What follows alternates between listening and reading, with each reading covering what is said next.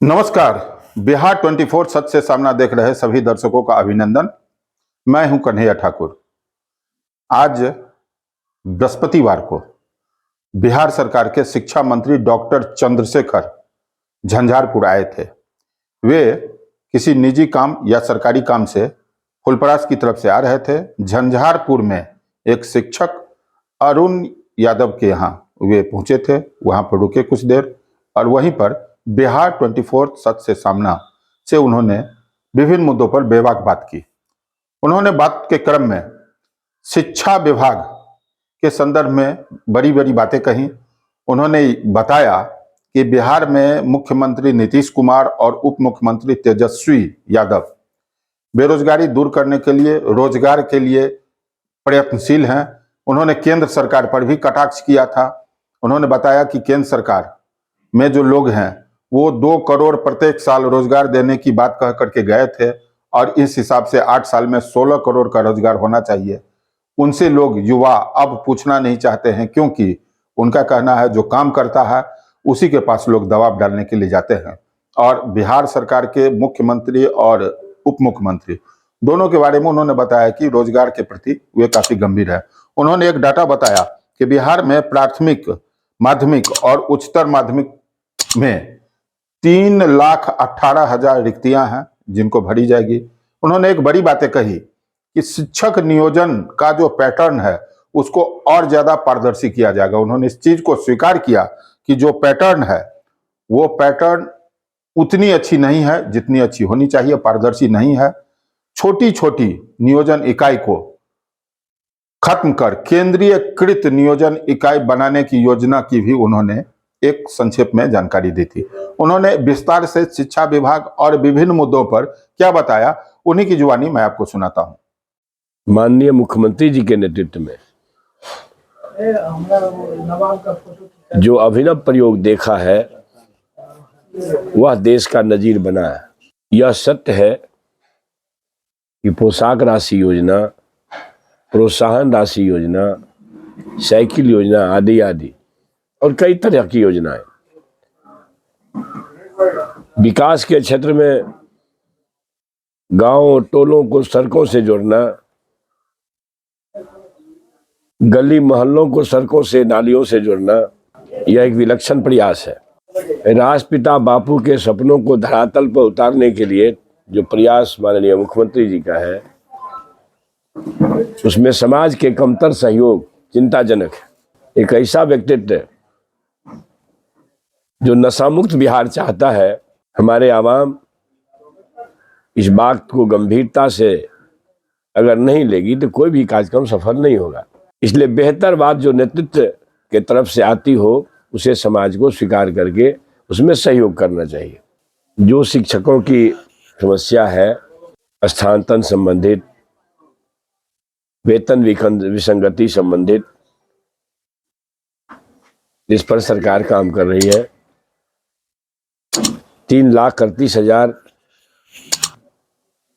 रिक्ति है माध्यमिक और प्राथमिक और उच्चतर माध्यमिक इकाई में। इतनी रिक्तियों को भरने का काम करना है तो इसमें समय लग सकते हैं, लाखों बहालियां हैं, महीनों समय लग सकते हैं।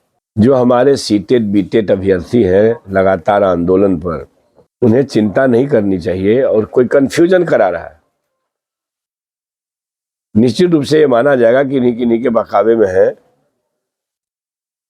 जब लगातार सरकार के मुखिया नीतीश कुमार जी, उप मुख्यमंत्री तेजस्वी यादव जी, शिक्षा मंत्री के रूप में मैं स्वयं इस बात को कह रहा हूं, तो भरोसा करनी चाहिए। और प्रत्येक वर्ष जो 2 करोड़ देना था दिल्ली वाले को, अभी तक 16 करोड़ होना चाहिए था।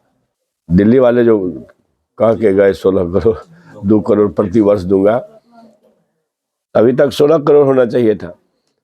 अब ये युवा मान चुके हैं, बेरोजगार युवा, चूंकि उनको देना नहीं है इसलिए उसका डिमांड भी नहीं है। ये चिंताजनक है। जो प्रत्येक वर्ष 2-2 करोड़ नौकरी का वादा करके सत्ता में आए और हमारे बेरोजगार ये मान लिए देश भर का, राज्य और देश का, कि भाई वो देना ही नहीं, उसको तो मांगना क्या है। इसका मतलब है कि जो काम करने वाली सरकार है, गुस्सा आप उसी से करेंगे।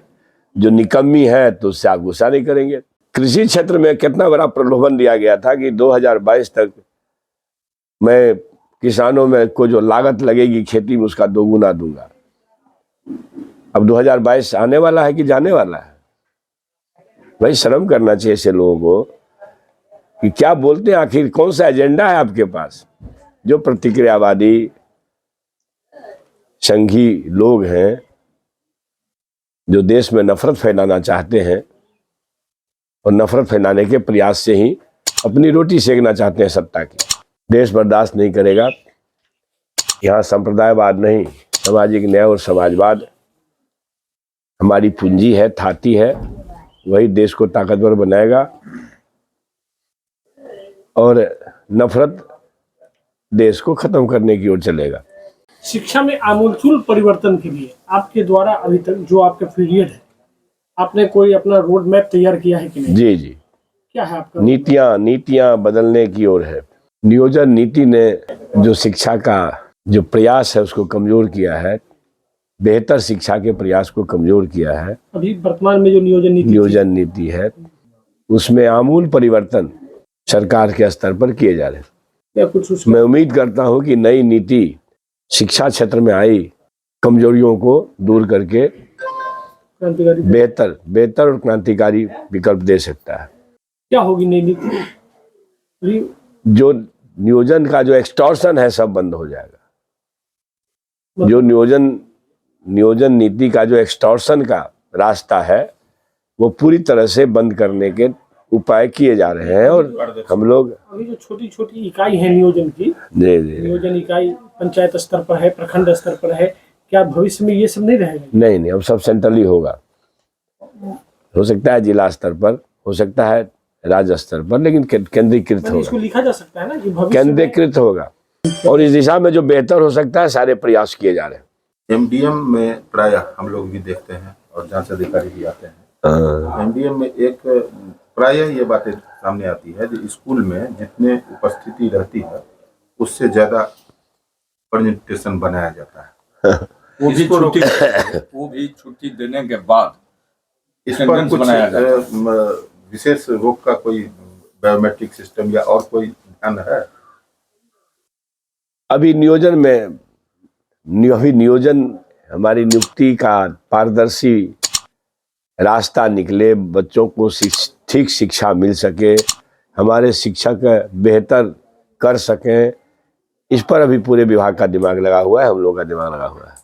ये जो मैंने खिचड़ी साधन मैंने है, गड़बड़ी है, उसको दूर करेंगे, लेकिन ये अभी इशू नहीं है हमारे साथ। जल्द ही उस पर भी हाँ नहीं होगा ना। जो गड़बड़ी है, ऐसा थोड़ी गड़बड़ी सरकार देखते हुए आंख मुंह बंद कर लेगी। लेकिन जो भी इस मामले में जो केंद्र जो योगदान देती है और 4 रुपये क्या लगभग 5 रुपये के आसपास, 5 रुपये से कम ही एक बच्चे के पोषण के लिए आहार दिए जाते हैं, तो ये आपको नहीं लगता है कि ये ठीक है? क्या कम है? मैं तो समझता हूँ कि उस हिसाब से बहुत कम है। भविष्य में उसका रेट ये आज ये तो बच्चों को अगर हम लोग 5 रुपये में खिला दें, घर में खिला पाएंगे हम? आप तो खिला रहे हैं, आपका मंत्रालय खिला रहा है, बच्चे हमारे खा रहे हैं 5 रुपये में। तो ये तो भारत सरकार सवाल करिए ना, ये रेट तय करके भेज दिए। ये तो दिल्ली वाले से, आप अपनी ओर से राज्यांश का हिस्सा बढ़ा वो ठीक है, वो ठीक है, लेकिन ये कह रहा हूँ कि चूंकि ये राशि भारत सरकार से आती है और आती है तो इस रूप में आती है, तो ये दिल्ली वाले को भी से भी सवाल करनी चाहिए आप लोगों को। तो आपका भी अनुरोध पत्र जाना चाहिए था ये शिक्षा मंत्री की। नहीं, वो जाती है, हम खिलाने में वो जाती है, विभाग के स्तर पर ये रिक्वेस्ट जाता है। सर, उच्च शिक्षा में जो वित्त रहित पहले कहे जाते थे, जो वित्त पोषित या अभी अनुदानित है, वो बहुत पिछड़ा चल रहा है। सर्कस ज्ञान उस ओर जाने के लिए लोग ज्यादा इच्छुक हैं, इसीलिए कि आप भी नहीं। वित्त रहित, देखिए वित्त रहित का तो कंसेप्ट बंद करके माननीय मुख्यमंत्री जी ने अनुदान नीति लाया, और ये एक विकल्प बेरोजगारों के सामने जो पूर्णतः आपाधापी की स्थिति थी, अंधकार की स्थिति थी, उसके एक रास्ते खुले। लेकिन अनुदान में विलम्ब के जो कारण हैं वो सब कारण को ढूंढा जा रहा है, पता भी है। और उसमें जो संस्थान के द्वारा, या विश्वविद्यालय हो, महाविद्यालय हो, अब ये हमारे महाविद्यालय जो प्राइवेट चलते हैं निजी, अब लोग उसको निजी संपत्ति बना के चलते हैं।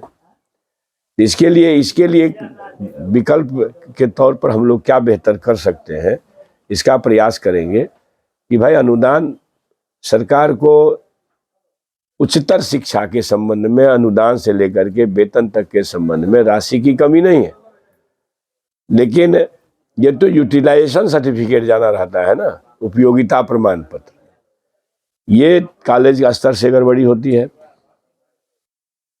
प्रिंसिपल्स, बर्सर, प्राइवेट कॉलेज में सेक्रेटरी, तो उसको कैसे हम लगाम लगा सकें, इसके लिए भी नीति बनाई जा रही है कि कम से कम कोई कार्रवाई का विकल्प हो, और ऐसे लोगों को चिन्हित करके जो फैक्टर लोग हैं, खास करके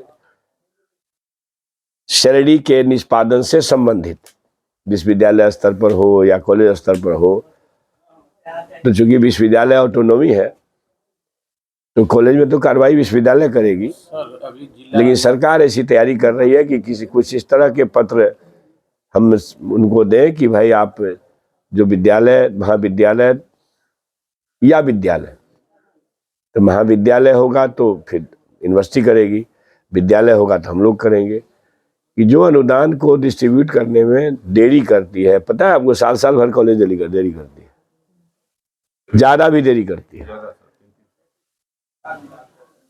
और हमारी मजबूरी है, सरकार जब यूटिलाइजेशन नहीं आएगा तो हम किस रूप में उसको अनुदान दे पाएंगे। तो ये है लैप्सेज जो जिस लेवल पर होगी, ऐसे लोगों के ऊपर कम से कम राशि के ठीक विचलन के नहीं करने के कारण कार्रवाई होगी। पर निजी महाविद्यालय पर भी आप नई रणनीति बना रहे हैं, क्यों नहीं? आप, हम अनुदान देते हैं, अनुदान का सही अगर उपयोग न होता हो तो इससे में तो विक्टिम होते हैं हमारे समाज के बेरोजगार ना, जो अपना जीवन उसमें खपाते हैं। सर, अभी भी बहुत सारे जिला में विद्यालय है जो जिसके पास भवन नहीं है, उसके बारे में कुछ नहीं, वो तो है, लगातार हो रहा है ना। अब बहुत सारे एक चीज देख लीजिए कि माननीय मुख्यमंत्री जी यह समझ करके कि जब तक गांव में +2 की पढ़ाई नहीं होगी तो आम गरीब गुरबा बाल बच्चे जो पढ़ना चाहते हो वो शिक्षा ग्रहण नहीं कर पाएगा, और इससे व्यापक असर कई क्षेत्र में पड़ता है। जनसंख्या वृद्धि पर भी अज्ञान नहीं, एजुकेशन नहीं रहता है तो लोग, जनसंख्या वृद्धि पर भी असर पड़ जाता है। स्कूल में 3 विद्यालय चल रहे हैं, वो ठीक है ना, जो और कहीं पे भवनहीन, भूमिहीन विद्यालय के बारे में आप कह रहे हैं, तो ये जो वैकल्पिक व्यवस्था है, अब इसको लगातार एक दिन में तो विश्वकर्मा जी की तरह सब बन जाए नहीं जाएगा। आप देख रहे हैं अभी भी हमको लगता है कि 250 करोड़ रुपया का टेंडर हुआ आधारभूत संरचना के मामले में, क्या 10 दिन पहले हुआ। तो ये काम जारी है और सरकार इन मामलों को गंभीरता पूर्वक देख रही है। अपने संसाधनों के उपयोग में आधारभूत संरचना को प्राथमिकता दी जा रही है। जो हमारे पास संसाधन है, अब आप बताइए तो लगभग पूरे बजट का 21% शिक्षा पर खर्च हो रहा है, और माननीय मुख्यमंत्री जी ने शिक्षा दिवस के अवसर पर इसको 4% बढ़ा करके 25% करने का घोषणा किया। तो संपूर्ण राज्य बजट का 25% जहां शिक्षा क्षेत्र में खर्च होनी है, तो इन्हीं सब चीजों पर खर्च होनी है ना। ये है, सरकार प्रयास कर रही है और साधुवाद है इस मामले में। माननीय मुख्यमंत्री जी हर समय ये बोलते हैं, जब भी उनको हम लोगों के साथ समीक्षा किसी तरह का बैठक करते हैं, निजी बातचीत भी करते हैं, तो वो इतना बात कहते हैं कि शिक्षा और स्वास्थ्य के क्षेत्र में जितना कर सकते हैं उसमें कमी नहीं करेंगे। दीगर क्षेत्र भी है उसको, लेकिन ये प्राथमिकता में। आम आदमी की जरूरत भी शिक्षा स्वास्थ्य है। शिक्षा मंत्री को आपने सुना, विद्वत से भरे हुए शिक्षा मंत्री झंझारपुर से एक उनका विशेष लगाव रहा है। उनकी बातों को आपने सुना। अन्य भी जानकारी मैं आपको देता रहूंगा। आप देखते रहें बिहार 24 सच से सामना। चैनल को लाइक करें, सब्सक्राइब करें। कुछ भी अगर कहना चाहते हैं कमेंट बॉक्स में अवश्य लिखें। धन्यवाद।